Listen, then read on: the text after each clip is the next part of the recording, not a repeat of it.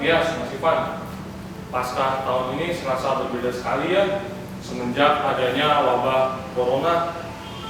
Iya, ini benar-benar sepi, nggak ada latihan-latihan, nggak ada persiapan ibadah, nggak ada acara kumpul-kumpul, rapat, semuanya pokoknya nggak ada ini. Tapi Mas Ivan, Mas Diki, kalau kita mau melihat Paskah pertama, mungkin suasananya ya kayak begini, sepi mencekam. Iya juga sih Pak, selama ini kan kita suka melihat Paskah itu secara meriah, sukacita, senang-senang saja gitu. Nah itu kan karena kita udah tahu Yesusnya bangkit. Tapi coba kita bayangkan kita menjadi salah satu murid pada waktu itu, melihat Yesus ditangkap, diadili yang tidak adil, disalib. Besar juga kemungkinan kita bisa ditangkap juga kan sama para imam-imam itu. Dan apalagi melihat kubur itu harus dijaga oleh para prajurit, itu kan membuat itu jadi serba takut, serba panik begitu. Hidup para murid pasca kematian Yesus berarti benar-benar mencekam ya dan penuh resiko, Pak. Ya rasanya sih begitu. Suasananya nggak ada sih kayaknya meriah-meriah pesta-pesta tuh nggak ada ya. Itu kan sekarang, kalau dulu ya mungkin suasananya ya serba nggak pasti lah gitu. Kayak Mas Ivan nggak pasti kan mau nikah atau enggak. Kan mau mundur nikahnya kan. Lah, Pak Matias juga nggak pasti nungguin anaknya yang mau lahiran, tapi dengan penuh kondisi yang was-was. Lahiran pasti, cuma nggak bisa didampingin aja kondisinya. Kayak kasian ini Mas Diki nih. Oh saya Pak? Iya. Pendeta belum pasti. Nikah belum pasti, ya kan? Lebih banyak ya nggak pastinya ini. Ya, tapi mungkin dengan situasi yang sekarang ini yang serba tidak pasti, yang serba mencekam, serba panik ini, justru mungkin kita malah bisa lebih merasakan Paskah yang pertama itu. Iya, nampaknya itu berkat Paskah kita di tahun ini deh.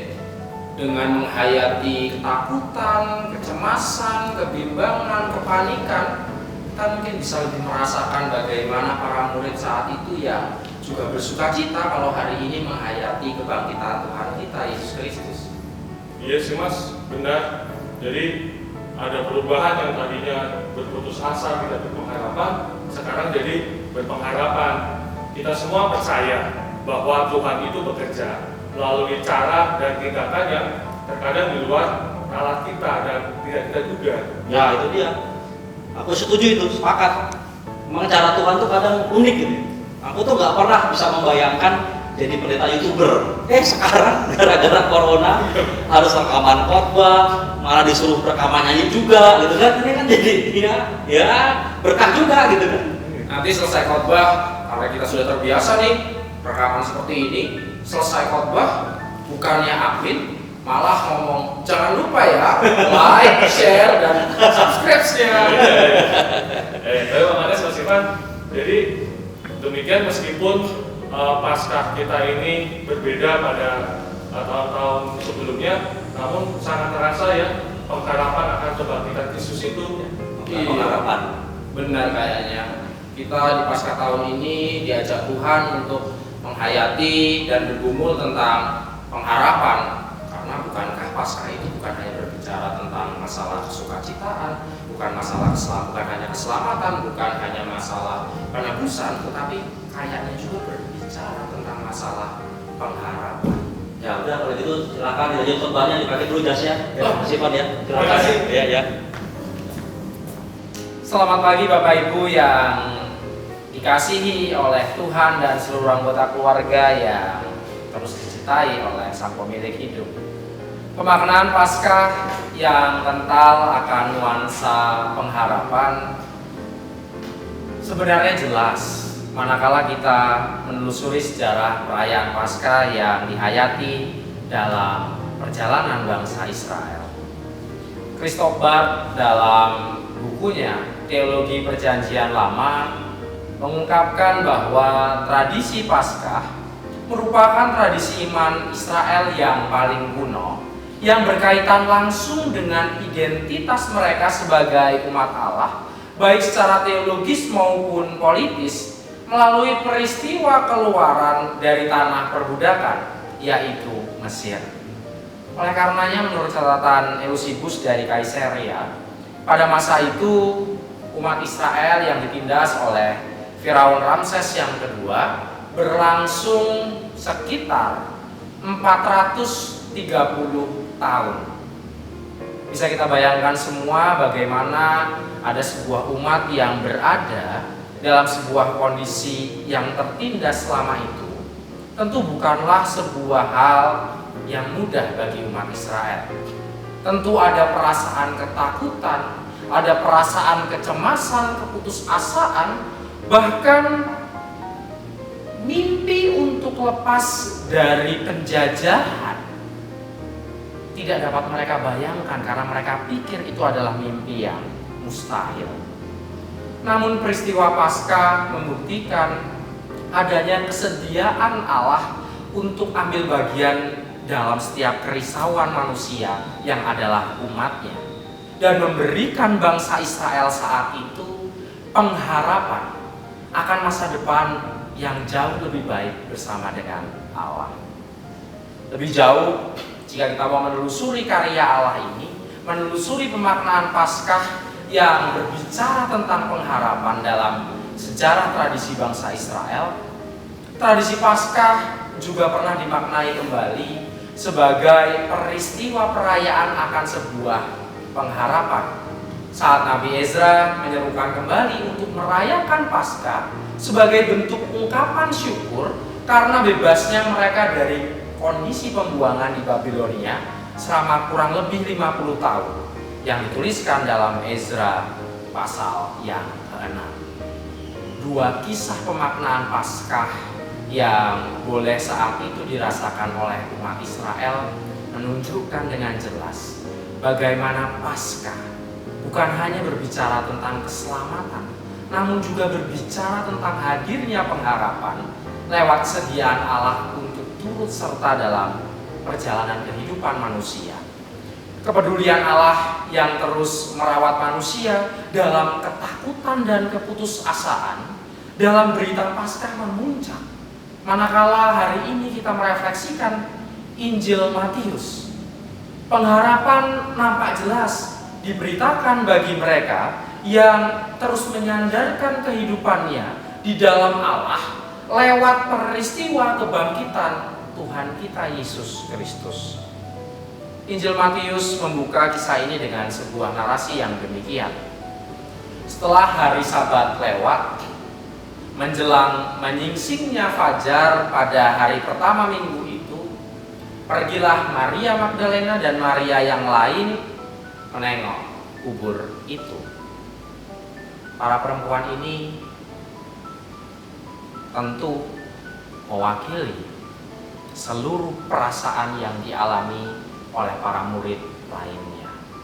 Dengan hati yang pilu, dengan hati yang diliputi dengan kesedihan, mereka mencoba untuk tetap memberikan pelayanan terbaik bagi Yesus yang adalah guru mereka.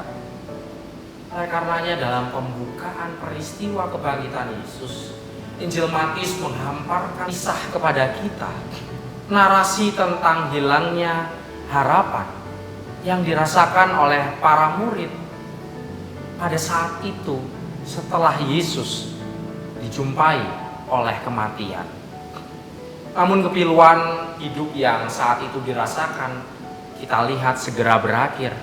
Manakala mereka mendengar kabar dari malaikat bahwa Yesus yang kemarin baru saja mereka lihat diakhiri hidupnya di atas kayu salib, saat ini telah bangkit.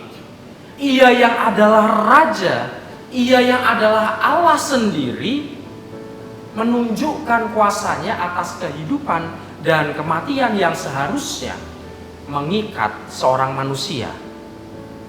Harapan para perempuan yang tadinya hanya ingin menengok untuk mengurapi jenazah Yesus dengan rempah-rempah dan minyak wangi berubah menjadi harapan yang baru dan penuh sukacita. Perjumpaan dengan malaikat, bahkan dengan Yesus sendiri ketika mereka hendak pulang, Perjumpaan dan pengalaman inilah yang mengubahkan kehidupan dan hati mereka. Pengalaman di hari kemarin yang membuat mereka terjebak pada keputusasaan sekarang berubah menjadi sebuah pengalaman iman yang menguatkan. Matius menggambarkan perubahan nuansa hati ini dalam salah satu ayatnya, di ayat yang ke-8. Mereka segera pergi dari kubur itu dengan takut dan sukacita yang besar, berlari cepat-cepat untuk memberitahukannya pada murid-murid Yesus. Bapak, Ibu, dan seluruh anggota keluarga yang dikasihi oleh Tuhan, dari kisah perjalanan bangsa Israel dan dari bacaan kita kali ini, kita dapat melihat bahwa peristiwa Paskah berbicara tentang transformasi pengalaman iman yang mengubahkan kesedihan menjadi kesukacitaan, kebimbangan menjadi keyakinan, dan mengubahkan kehidupan yang tadinya diliputi oleh keputusasaan menjadi kehidupan yang diliputi oleh pengharapan. Berita inilah yang juga meneguhkan kita saat ini, manakala kita saat ini mencoba memaknai peristiwa Paskah di tengah wabah virus yang menghantui kita hari ke hari. Biarlah lewat perayaan Paskah yang saat ini kita rayakan di dalam keluarga kita masing-masing, kita boleh saling menguatkan dan terus meyakini bahwa Tuhan tidak akan pernah melepaskan pertolongannya bagi setiap umat yang senantiasa berharap kepadanya. Berita Paskah berbicara tentang munculnya pengharapan di dalam kematian Yesus Kristus yang saat ini kita rayakan kebangkitannya. Dan jangan lupa, perayaan Paskah ini bukan hanya bagi kita sendiri. Perayaan Paskah ini bukanlah pengharapan bagi orang-orang Kristen saja, tapi berita ini adalah berita pengharapan bagi seluruh umat manusia, di mana ada Allah yang penuh kepedulian, senantiasa menyertai perjalanan manusia bahkan di tengah keputusasaan dan kesedihan yang dialami.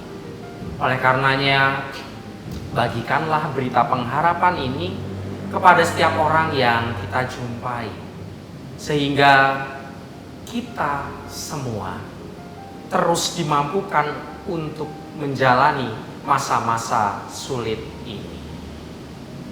Ketimbang membagikan berita-berita yang menggetirkan dan mendukacitakan di grup-grup WhatsApp kita, bukankah toh lebih baik kita membagikan penguatan dan berita-berita yang menyukacitakan, sehingga dalam ketakutan yang kita alami saat ini, Paskah masih terus ada dalam hati kita.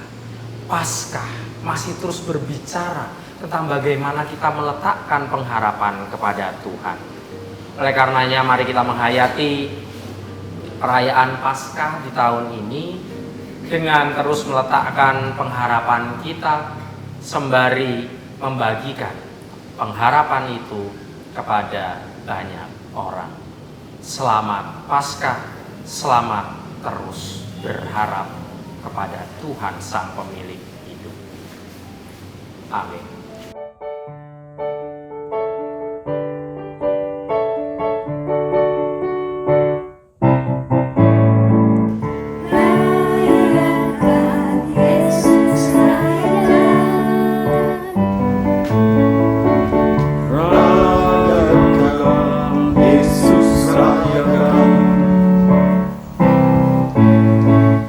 Rayakan Yesus, rayakan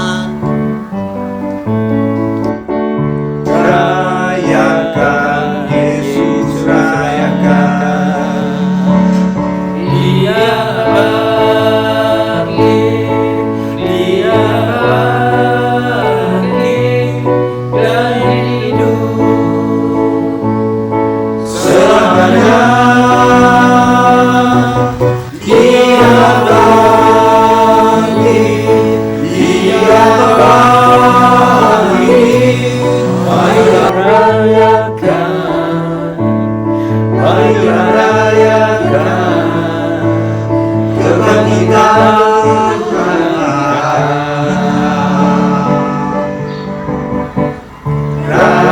Rayakan Yesus, rayakan. Rayakan Yesus, rayakan. Rayakan Yesus, rayakan. Rayakan Yesus, rayakan. Terima kasih. Selamat Paskah. Selamat Paskah. Selamat Paskah. Selamat Paskah 2020. 2020 selalu nyalakan pengharapan. Selalu nyalakan pengharapan. Selalu nyalakan pengharapan. Selalu nyalakan pengharapan. Selalu nyalakan pengharapan. selalu nyalakan pengharapan di dalam Tuhan Yesus Kristus.